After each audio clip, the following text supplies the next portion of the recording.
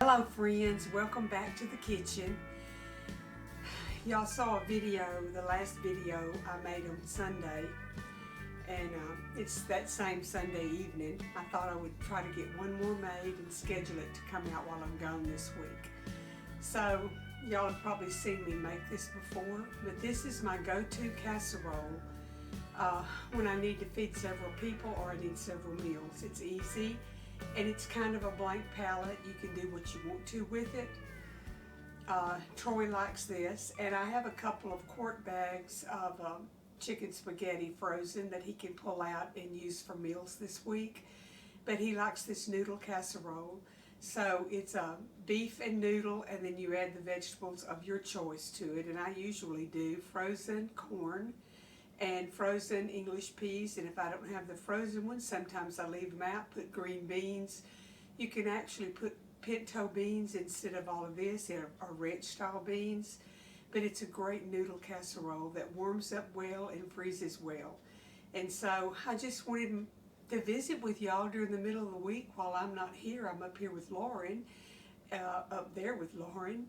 So I'm gonna get this casserole made and just let y'all follow me around in the kitchen while I'm doing it. And I've already got my stuff loaded in the car, and I'm waiting for them to get here with Lauren to hit the road up there. It's about an hour and a half.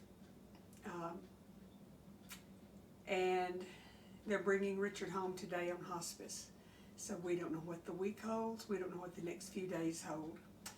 Hold us up in your prayers, please. Okay, I'm going to get on with making the casserole.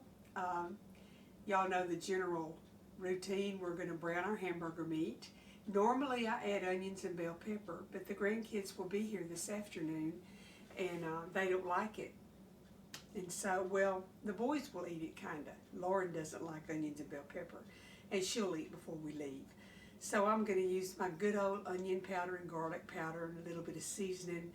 Other than using the real stuff, the flavor will be there, but the crunch won't. So let's get over to the stove and we'll get our hamburger browning, and once it's browned, I'll season it up good. I'll probably put some seasoning in it to cook in it while it's browning. You get more flavor in it that way than just adding it on the outside at the end. So I'll put some salt and pepper, onion, garlic powder, and then we'll get on with the casserole. When they get here, it'll be ready for them to eat, and then Lauren and I can go. So here we go. On your mark, get set, go. This is some meat that I got at Costco. I guess I didn't cut the top of it good, and I had portioned it up and froze it. I think it's 87.12, something like that. And so I've got to get it browned. Get my little thingy where I can break it up. Where's that little booger at? There he is. Got him. My pampered chef, whatever you call it. It's old and good. I've had it for many years. So I'm going to break it up to where I can sprinkle some seasoning over the top.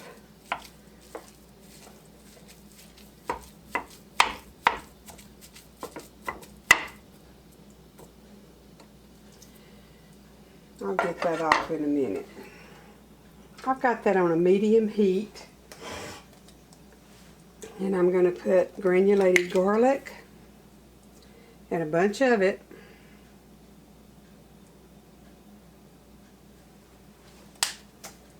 I would say that I'm using at least 1.5 teaspoons to 2 teaspoons of garlic powder, a couple of tablespoons of onion powder. At least that much, and I may add some more. I'm going to add about 3/4 of a teaspoon of salt. I don't want to get it too salty. I'll taste later to check that out. And I'm going to add some black pepper, and I'm just going to sprinkle some over the top. I think it's Jordan that says I'm not a fan of black pepper, so I won't put too much in there because of him. He'll be here with Troy this week, so he'll be getting more of this than Lauren will, and I'm not hungry, so I won't be eating any of it.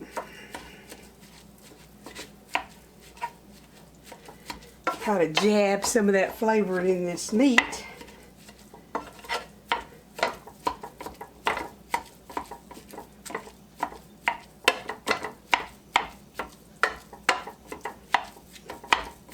And just let it brown and cook down.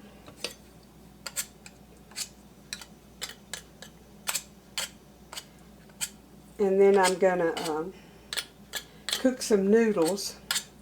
Add my vegetables and some soup, cream of soup, and get it all put together with some, of course you got to put some cheese on it. And Troy will have a nice casserole to eat some this week while I'm not here to wait tables.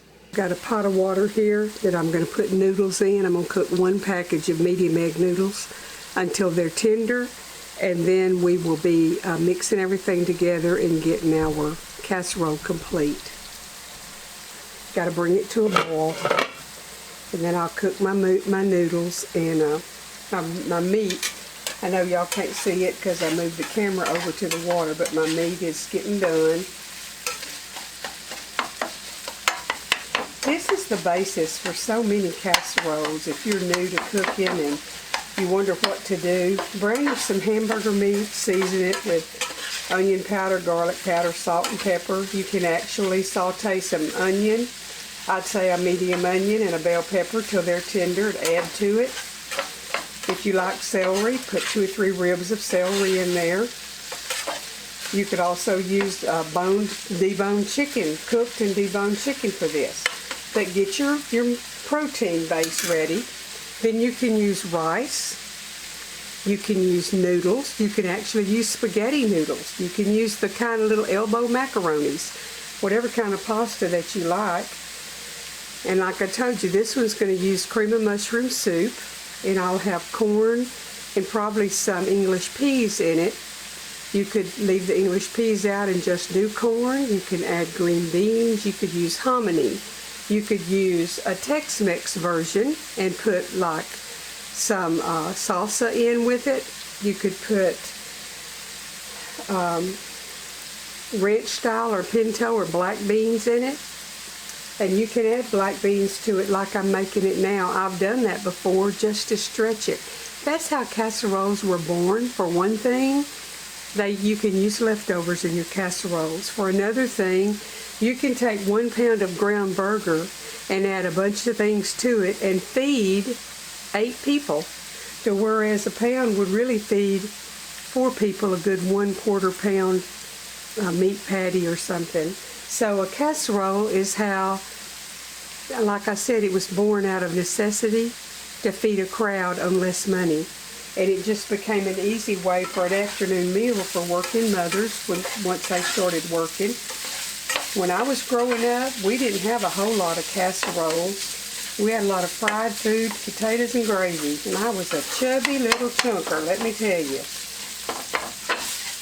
Not that these are not fattening, but it depends on what you put in it. You could make this just meat, potatoes. I'm telling you, casseroles are easy to use, whatever you have on hand. Decide on your protein and the flavors that you like with that particular one, and then make a meal out of it. Okay, my meat's done.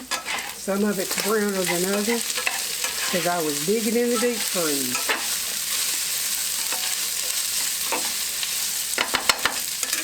And I'm going to add, it's about a 1/2 cup. It's about maybe a cup.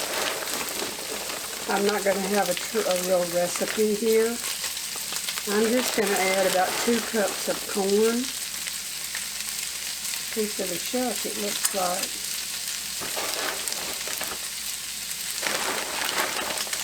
And that's frozen, so I'm going to let that heat through. Okay, my noodles are boiling, almost over. I'm going to boil them for about 7 minutes until they're al dente. Don't want them real soft. I don't want them squishing apart, but I want them to have a little shape left. Cut my fire down a little bit. I'm going to go ahead and add in my cream of mushroom soup over here to the meat.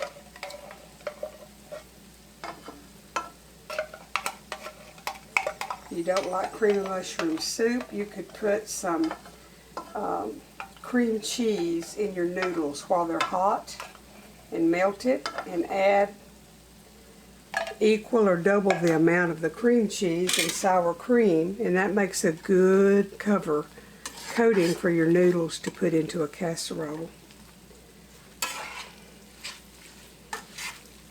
Now I've got the frozen corn, and it has more body. I did not have any frozen English peas. Guess I used them the last time I did this.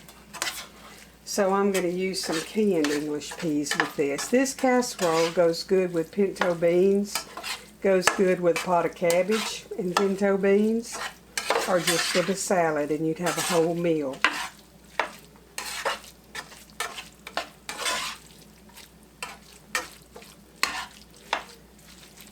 Now I've drained my peas, and this is the brand that I prefer. Y'all can get whatever you want. These are a little pricier. I actually got those. Somebody had them on sale, 99 cents a can, so I got me a few cans. Excuse me, my allergies, I told y'all, are off the charts.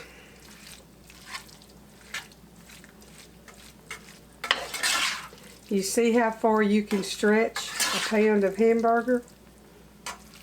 In case you're not used to making casseroles, or, oh, they're too fattening. Well, just got off the phone with my son, and he lives at Sherman, which is north of Dallas, Texas, and they went to Sam's. There was no chicken. He said, "Mother, there was a few whole chickens." He said there were so many empty places. He said, "It's kind of scary." I said, "Yeah, I've been trying to tell people that, son. Better stock up a little bit. Don't wait till your cupboard's bare and then go to the store and try to get something, because it might not be there." So this way you can make what you have go a long ways. You can stretch it. It won't be long and the noodles will be soft, and I'll drain them. But what I do on this casserole, I make it like this the first day. And then if I want to serve it again, I usually skip a day. I will add a can of Rotel tomatoes to it, and that makes it almost like, and put a little bit of cheese on top and heat it again to melt the cheese, and it's like a brand new casserole. Now you don't want to keep heating and reheating something. The second time that I do that, what's left is scraps. You don't heat and reheat the same thing over and over and over. It's not healthy. But you can do it a couple of times. So I think it'll be long. I set my timer because sometimes I forget what I'm doing. So these ought to be just about done. Yeah, they're cutting through pretty easy. Let's see how much time we have left. 7 seconds. I think that's sufficient. I'm going to cut the fire out, and I'm going to get them over to the sink and drain them, and then we'll be at the butcher block. Okay, I've got my skillet over here, and this is that scan pan that I've told y'all about so much. I absolutely love them. You can use metal utensils and it doesn't scratch them and hurt them. So I've drained my noodles. Let me get them, and I'm going to toss them. Then I'm going to toss some cheese in it and let it melt in with the heat of the meat, vegetables, and noodles. Now you could just sprinkle some on top if you want to use less cheese, and stick it under the broiler and let it melt. And it'll have the same good flavor, but I'm just going to go ahead and stir it all in together. And then what we'll do, everybody will eat what they want, and what's left we'll put into a container in the icebox, and Troy will just pull out a helping at a time this week as he gets hungry. And if he thinks, "I don't want any more of that," then he can put it in the freezer and it'll keep until a later date. So I'm going to reach over here and get the noodles, get them stirred up in here, and I'll have this ready when they're ready to eat.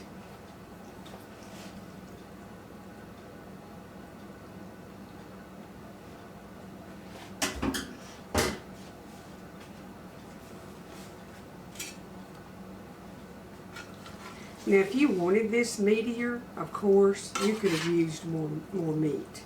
that's an individual thing, whatever you want. And I may have too many noodles for the amount of meat I had, but it'll have the flavor. And like I said, this is a make-do tonight, but this is the go-to basis that I use when I need to make something quick, because it doesn't take long, even from frozen to brown, a pound of hamburger meat. So it's actually a pretty quick meal. But if you're a working mom or dad that's responsible for the meal, you could, that morning or the evening before, brown your hamburger. And like I said, if you wanted to put onion or bell pepper in it, just have your meat ready, and then it's super quick to get it all assembled once you get home and get ready to go with it. Now see, I would prefer this much noodles because I'm not a big meat eater, and so this looks good to me. But if you like more meat, that's entirely up to you. You can guesstimate if you need a whole package or a half package of the noodles.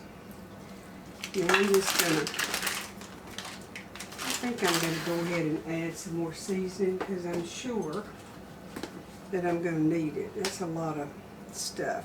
I did put some salt in the noodles, but I didn't put onion and garlic like I sometimes do. So I'm just going to add a little bit more flavoring and see if I can stir that in a little bit.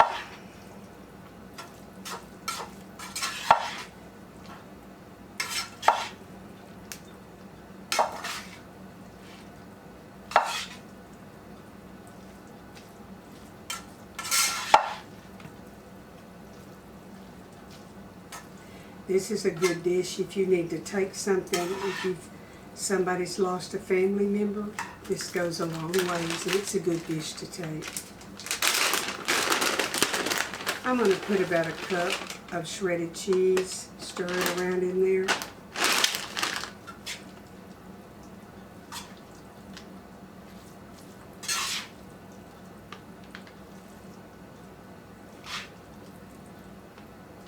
And I might put a little on the top, but cheese is not the main issue here. It just helps to add a little flavor and bind it a little bit.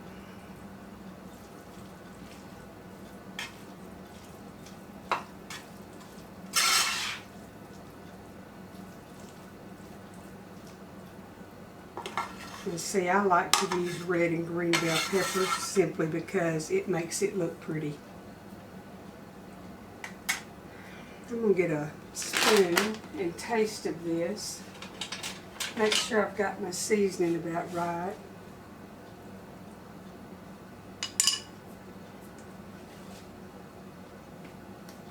Troy's going to want some more salt in it, I can tell you. And he doesn't need it, but I'm to the point, if there's something he'll eat, let's salt it or whatever, because he's lost so much weight that he's just not hungry.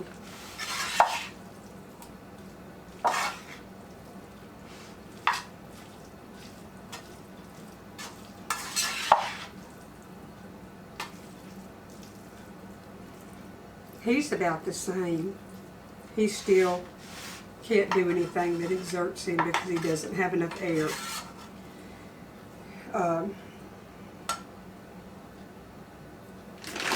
But our main concern right now is Richard.